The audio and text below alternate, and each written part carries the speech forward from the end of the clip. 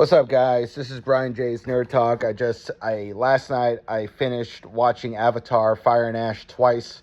I saw my first showing at 6:15 p.m. and then I saw it again at 10:45 p.m. I was at the theater for over 8 hours. It was great. So, yeah. Um, this film is really good. I think it's the second best Avatar film, but I did notice on my second viewing. First viewing, I thought it was great. Second viewing, I noticed I had a lot of flaws. Like there was some writing issues. Like there's a certain weapon that is not in the hands of a certain character. Like she has the bow and arrow, and then it's stolen from her, and then it's magically in her hand a couple of scenes later. Like I felt there were like missing scenes that could have bridged the gap.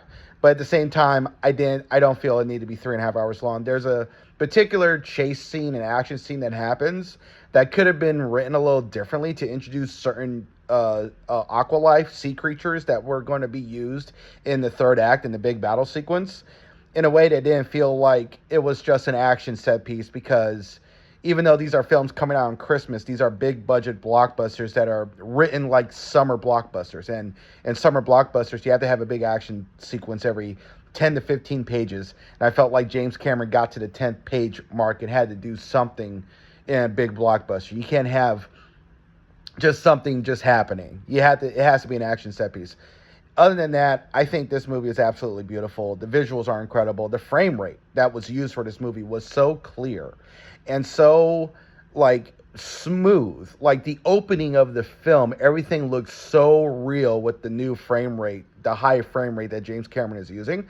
And then there are underwater scenes in this frame rate that make the sea creatures look almost completely real, where I'm like, wow, this is CGI motion capture, but this looks so realistic. Like these are the best looking films in terms of CGI motion capture of this whole decade by far. The action sequences are incredible. James Cameron's great at action and visuals and all that. I will say the dialogue was kind of weak in this film.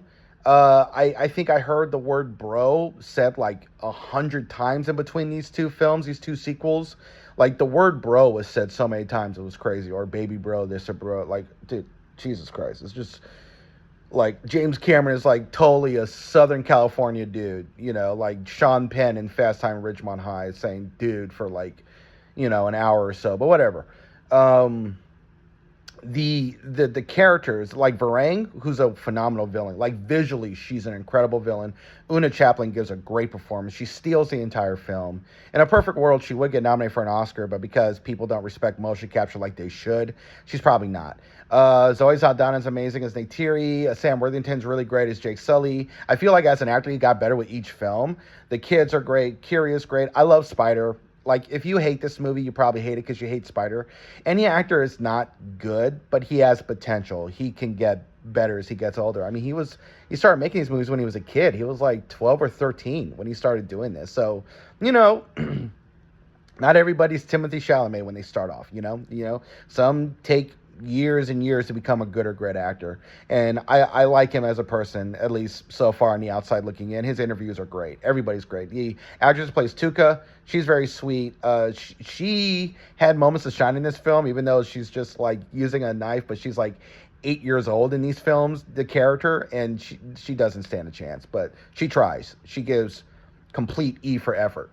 Yeah, I would say it's just too long. Dialogue is kind of weak at times. But the film is very much like a conclusion for this incredible vision that James Cameron had for 3 films. It's not a real ending.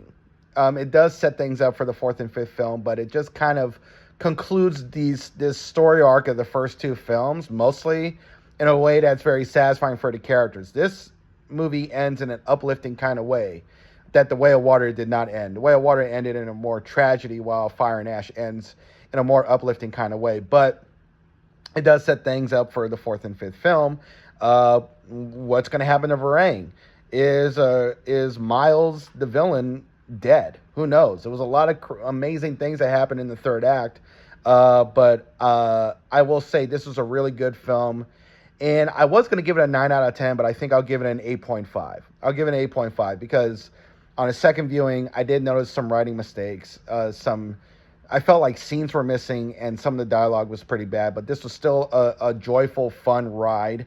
And the other great experience by watching this movie, you get to see the 6-minute prologue for the Odyssey. I'm going to talk about that later. But yeah, I do recommend Avatar Fire and Ash. Watch all 3 films. Watch them all in theaters. Watching them at home is great, but seeing them in IMAX, 3D IMAX is just such a unique experience that it's hard to replicate for 3D. Only James Cameron is great at 3D. Everybody else fails by comparison.